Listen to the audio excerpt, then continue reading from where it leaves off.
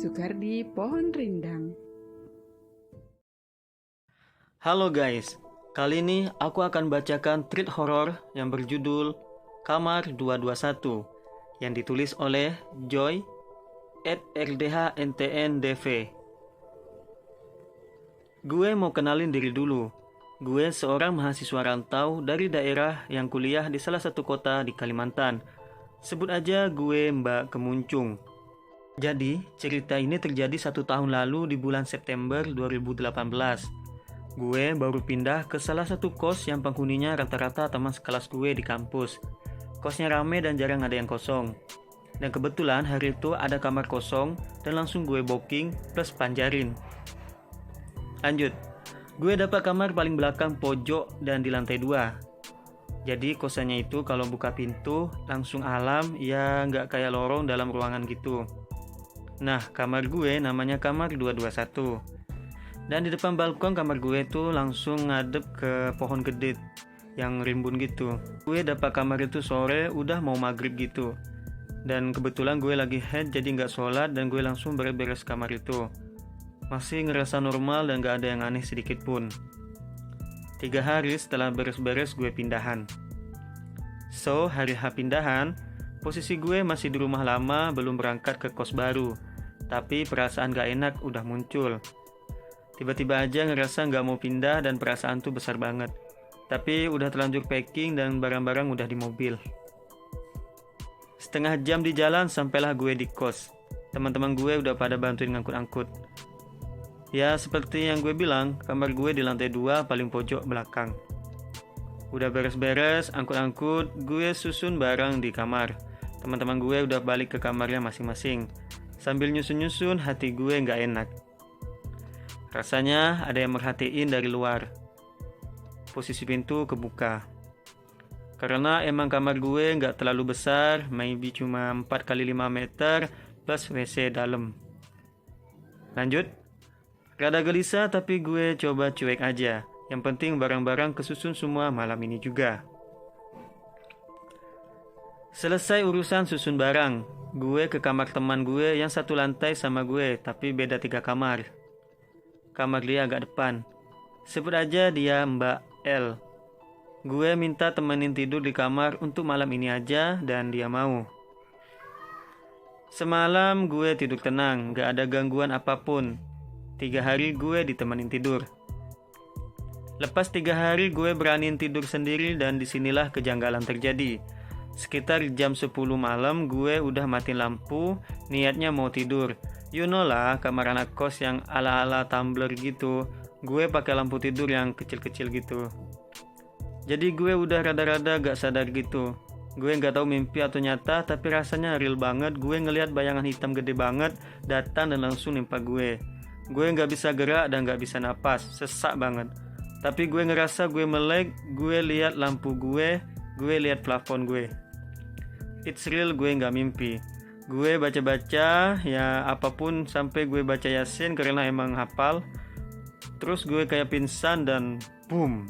Gue langsung tiba-tiba kebangun. Gue langsung cari HP dan lihat jam itu sekitar jam 12 malam. Gue gak bisa tidur dan gak bisa sholat juga karena gue lagi head. Gue cuma bangun nyalain lampu, wudu, minum, terus gue main IG sampai ketiduran. Dan kejadian berulang. Bayangan hitam itu datang lagi dan melakukan hal yang sama. Gue coba ngelawan dan dalam hati cuma bilang gue cuma mau tidur dengan tenang. Dan tiba-tiba gue kebangun dan itu jam 3 subuh. Gue duduk dan nangis gak tahu harus gimana dan bingung kenapa gue diganggu. Gue gak tidur sampai azan subuh dan paginya baru bisa tidur.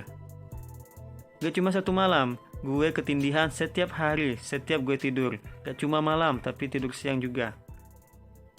Pas 1 minggu gue merasa gak nyaman, gue cerita ke teman gue si Mbak L. Terus Mbak L bilang gini, gimana ya, gue juga takut. Kamar lu tuh gak pernah ada orang yang betah. Paling gak sampai sebulan pasti pindah. Gue juga gak pernah mau lihat ke kamar tuh kalau udah malam. Mau gimana ya, cari kos yang fasilitas lengkap dan murah susah. Dan kos ini memang paling strategis buat mahasiswa karena dekat kampus. Gue coba kuat aja. Gue coba lawan rasa takut. Kebetulan gue udah bersih dan bisa sholat lagi. Gue sholatin dan ngajiin kamar tuh ya ikhtiar aja sebisa mungkin. Beberapa hari gue nggak diganggu.